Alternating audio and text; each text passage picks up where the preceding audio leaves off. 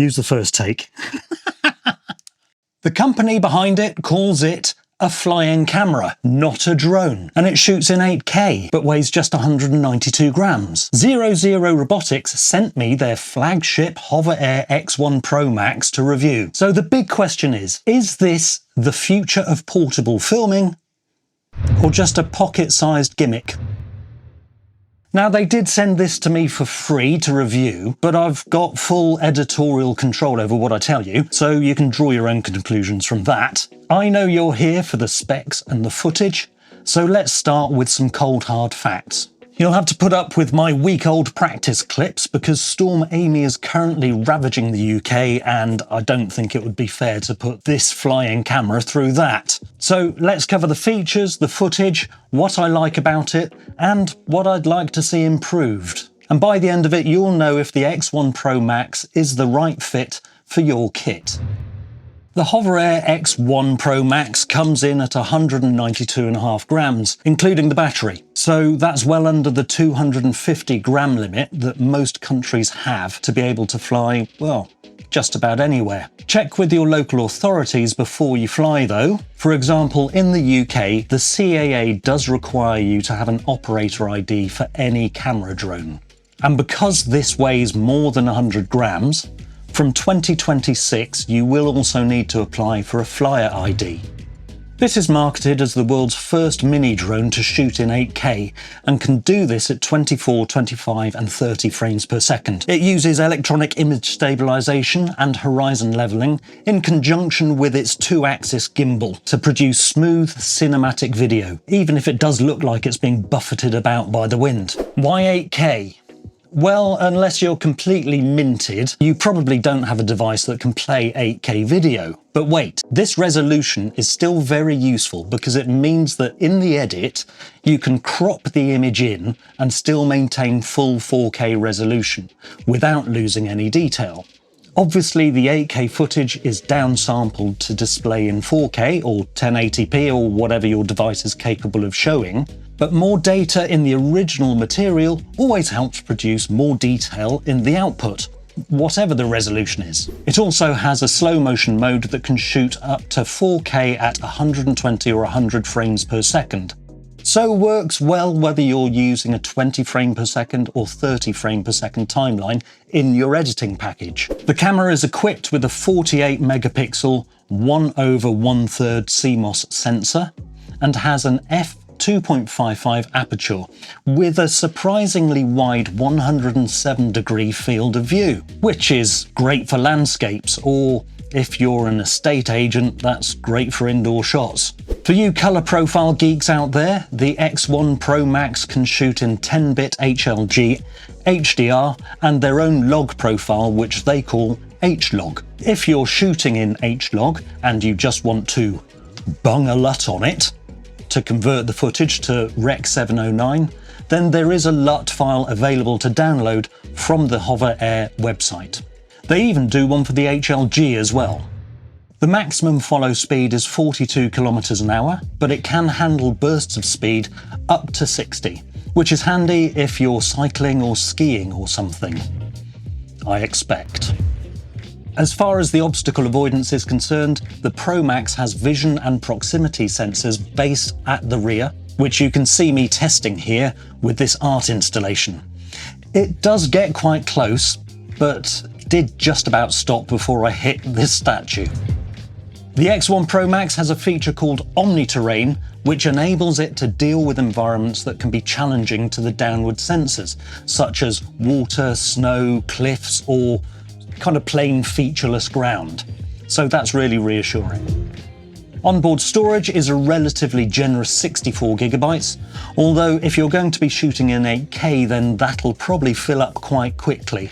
But there is also provision for a high-speed micro SD card just here, and it can take up to 1 terabyte of SD card. The range of the drone is about 50 meters or 164 feet if you're using just your phone to control it. I managed about 64 meters in the end. With the Beacon, the manual says that the range is up to 1 kilometre or 2/3 of a mile, but in reality this does vary depending on your environment. In this shot, I got about 294 metres away before the signal was showing in the red on the controller. In controller-free mode, there are a total of 15 different shot types. These shots are all configurable either on the drone itself or in the HoverAir app. And don't worry, if you don't know what each of them does, the HoverAir app has some very comprehensive demos and instructions in it for each one, so you can check them out before you fly. We haven't got time to go through all of the different modes today and how you can modify them, but suffice it to say there are a lot. I haven't done the maths on it, but I reckon with all the permutations and options, there are well over 100 different shots you can take. Oh, and you can use your voice to control the automated modes as well, and they work quite well. Hi, Hover. Hover. Hover. Continue. Hover.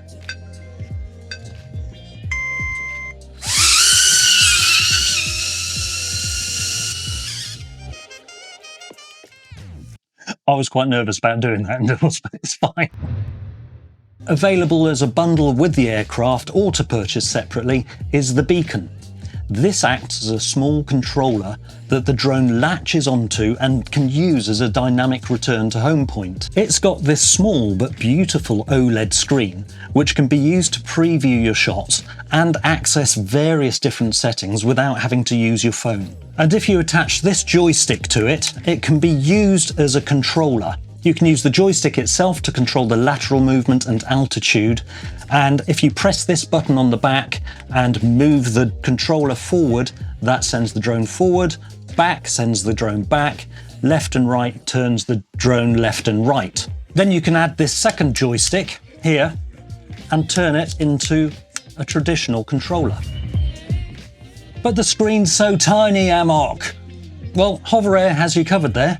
Simply slip your phone in down here and plug in the USB cable, then launch the app to view the footage and adjust your settings using your phone. This drone has surprisingly good build quality. Before I got this, I thought it was just a bit plasticky, and you really shouldn't judge a book by its cover. The props and the surrounding cage are made by what HoverAir refer to as HEM, which stands for hyperelasticity material. And it's actually lighter than carbon fibre and very tough. The body is made out of magnesium alloy and some sort of plastic. But the magnesium alloy is very lightweight and is great at heat dissipation. It just feels very well built. I would even go as far to say that it's luxury. They've got a couple of great, well thought out cases here, one for the drone itself and one for the Beacon and the controller. But if you want to go minimalist, then there is this little drawstring bag that the drone fits into. And that's quite good because then you can just stick it in your pocket and take it out. There's a little clip-on thingy for the Beacon. You can see there that's got a little clip and you can put that on your rucksack or your bag or whatever. Rather than carrying it around in your hand all the time. And they also do a bike mount as well. Never going to use it. The X1 ProMax is great for high quality snaps and clips while you're out and about. It's got a very wide field of view, which would be perfect for real estate shots. The 8K works very well, especially if you use editing software, because you can crop down to a 4K picture without losing quality. The imaging is very high quality, with options to shoot in HLOG, HLG and HDR, as well as a vertical shooting mode that crops to 4K. It also has some of those beautify type modes, if you're into that sort of thing, that kind of softens skin tones and stuff, but obviously I'm not using that. There's only so much handsome the world can bear. An amazing range of controller-free automated modes with the bonus of voice control. Beacon offers excellent flexibility for changing shots whilst on the fly with a small but exquisite OLED screen. And of course, using your Beacon, your return to home point is always dynamic. One-handed manual control using the beacon and one joystick is fun and great for quick drone-style shots. The HoverAir app has a pleasant interface and is easy to navigate. Follow modes are great. Even though the drone only has rear and downward obstacle avoidance, it follows the path of its subject using some sort of AI sort of thing. And the dolly and side tracking, it's very hard to confuse it unless you change direction very quickly. Rear obstacle avoidance works well and isn't too cautious, which can sometimes be a bit of a nuisance more than anything. Now, a lot of people don't mention this, but HoverAir's customer support is actually pretty amazing. I had a problem with a firmware update on a Friday night and had an email solution back from HoverAir by midday on Saturday. I was pleasantly surprised to find the ability to adjust your rates in the app. This can be handy to help achieve smoother flight without jerkiness when using the remote control. Oh, and the controller is very precise for indoor flights. Just take it from me, I'm not going to show you the footage because my house is an absolute tip. But I think this drone would be great for real estate agents, or as we say in the UK, estate agents. Well, we all know that they're real. This drone is probably the most portable and convenient and quick to set up drone I've come across. The whole lot, the whole kit, fits in your pocket. There we go. Those in there, those in there, those in there. And it's fine. You can walk around, no problems. Sorry about the shot. I haven't got the I haven't got the gimbal on the camera. I'm sat down with my drone and its controller in my pockets right now. Never thought I'd say that. Like many controllers, you can use your phone as the screen for control, but one of the coolest, silliest things that I like is the way this actually goes together. I just love the modular way this fits together. It's a bit like when Arnie's getting his weapons ready. Ooh, that doesn't happen to Arnie. Let me see if I can find a blindfold. I've still got my glasses on. Okay, right, let's see how quickly I can do this. And go. One in there, one in there. There. Done. Obviously, don't fly it with a blindfold on. CAA regulations say that you must remove your blindfold before you start flying your drone. Well, they don't say that, but it's implied. That's going to be fun editing that. I would recommend planning your drone-style landscape establishing shots before you actually fly. The battery life is fairly limited. 16 minutes is quoted, but as most of us know, battery life for drones is measured under lab conditions. You can probably manage about 12 minutes maximum per battery. I did actually test this in a couple of different environments, and that's where I got to. You can record audio either using the beacon or your phone, and that gets saved to the drone's internal storage, whether you're using an SD card or not. Then when you download the video to your mobile device using the app, it automatically adds the audio to the video file. I did find that on occasion the audio didn't really sync properly with the video, but HoverAir are aware of that and they're working on a firmware update to reduce that. Range can be quite limited, but perfectly sufficient for visual line of sight flight, which is the law in most countries. The beacon screen can be a little bit fiddly and confusing to start off with, but I'm sure that's something that I would just get used to over time. When you're using your phone, the default action for loss of signal with the drone is to hover in place. Eventually it'll backtrack 30 meters to give you a chance to get closer to the drone to re-establish the signal. But personally, I would prefer this to default to return to home, as some pilots might panic if their drone is just hovering up there at 40 meters and they don't think to, well, just move closer to the drone.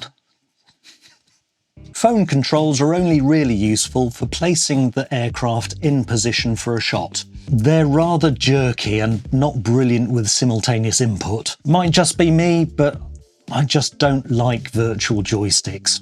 Powering on the drone and the beacon and connecting your phone with the app does seem to have to be done in a very specific order if you want it to connect quickly. If you don't, it still gets there in the end, but it's just a bit of a faff. The HoverAir X1 ProMax isn't a typical camera drone, and to be fair, isn't marketed as one. This is first and foremost a flying camera. With the high quality 8K image, it's great for social media creators, estate agents, or just for grabbing quick shots when you're out and about with the family. Extremely convenient and quick to start up. Grab the beaker controller bundle as well, and you have the opportunity to take some quick, stunning shots with the 8K camera. And again, I can't fault its build quality and almost luxury feel. It's clear that a lot of thought has gone into the design of this camera. So whilst yes, it's got its shortcomings, it does what it was designed to do and does it well. It's a great piece of kit for the casual snapper, as well as the more seasoned social media monster. Or real estate monster. In a word, nice. Now, of course, if you found this video informative, then please do tickle that little like button down below and consider subscribing for more drone and tech videos. And if you're feeling ultra awesome, or perhaps have drunk a little bit too much and want to actively support the channel so I can keep making videos like this, then why not check out the channel memberships by hitting the join button below. Please let me know your thoughts on this little drone in the comments. I do love reading them. And thank you to 00 Robotics and HoverAir for providing this unit for review. And because you watched all of the way to the end of the video, thank you, YouTube think that you might want to watch this video here. It knows what you like, and who are we to argue with the almighty algorithm of shame? Bye for now.